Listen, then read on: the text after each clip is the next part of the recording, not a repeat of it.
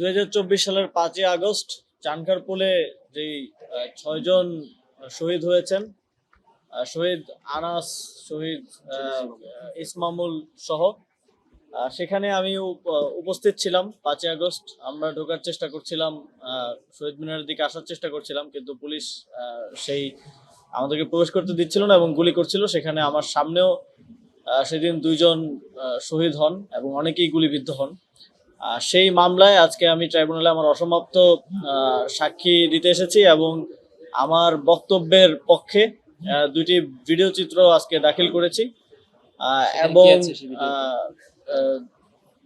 আমাদের ডিবি অফিসে যে জোরপূর্বক যেই তাদের লিখিত বক্তব্য পাঠ করানো এবং আমাদের পরিবারকে নিয়ে এসে আমরা সুস্থ আছি মর্মে বক্তব্য দেওয়ানো, এই ভিডিওগুলো আমি ট্রাইব্যুনালে দাখিল করেছি এবং এর প্রেক্ষিতে আসামি পক্ষের যারা লয়ার ছিলেন, আইনজীবীরা জেরা করেছেন এবং সেখানে আমি আমার উত্তর দিয়ে আজকে আমার সাক্ষ্য গ্রহণ শেষ হয়েছে। ঠিক আছে, কি শাস্তি চেয়েছিলেন আজকে? আমি এই হত্যাকাণ্ডের সাথে জড়িত সকলের দৃষ্টান্তমূলক শাস্তি চেয়েছি। 1400 জনকে তো এই গণঅভ্যুত্থানের সময় হত্যা করেছে, কিন্তু বিগত 17 বছরে আরো কত হাজার মানুষকে যে হত্যা করেছে এর তো কোনো ইয়ত্তা নেই। এখন আমরা বিভিন্নভাবে তালিকা পাচ্ছি।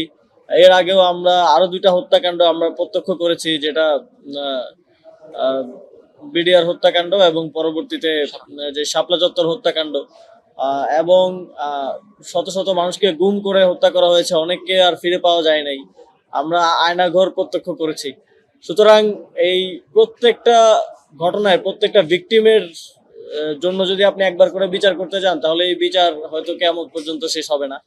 তো আমরা এই সকল ভিকটিমদের পক্ষ থেকে আমরা এই মিসডিড গুলো যে শেখ হাসিনা এবং যারা এর সাথে আরো যারা জড়িত ছিলেন সকলের দৃষ্টান্তমূলক শাস্তি চেয়েছি এবং আশা করি এই দৃষ্টান্তমূলক শাস্তি নিশ্চিত হবে। প্রশ্নটা ছিল এই আন্দোলনে কোনো প্রধান কেউ ছিলেন কিনা। আমাদের যে সমন্বয় কমিটি ছিল, আপনারা জানেন যে সবাই সমমর্যাদা ছিল এবং আমরা প্রথম দিক থেকে আন্দোলনের সিদ্ধান্ত নিয়েছিলাম যে আমরা বাই রোটেশন লিডারশিপ সামনে নিয়ে আসবো, যাতে করে ফ্যাসিবাদী সরকার, এটা আমাদের কৌশলের অংশ ছিল, যাতে করে শনাক্ত না করতে পারে যে কারা লিডারশিপ দিচ্ছে। কিন্তু সময়ের পরিক্রমায় আন্দোলনের প্রয়োজনে এবং ক্রুশিয়াল মোমেন্টের কারণে হয়তো কয়েকজন সামনে চলে এসছেন এবং বাংলাদেশের মানুষ কয়েকজনকে একটু বেশি জানেন, কাউকে কম জানেন সব। তবে আমাদের ফর্মালি আমাদের ছিল সবার মর্যাদা সমান।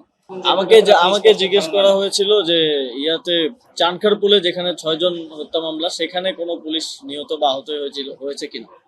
সেখানে আমার জানার মতো কোনো পুলিশ নিহত বা আহত হন নাই এবং সারা দেশে যেটা বলা হচ্ছে এটা খুবই অস্পষ্ট।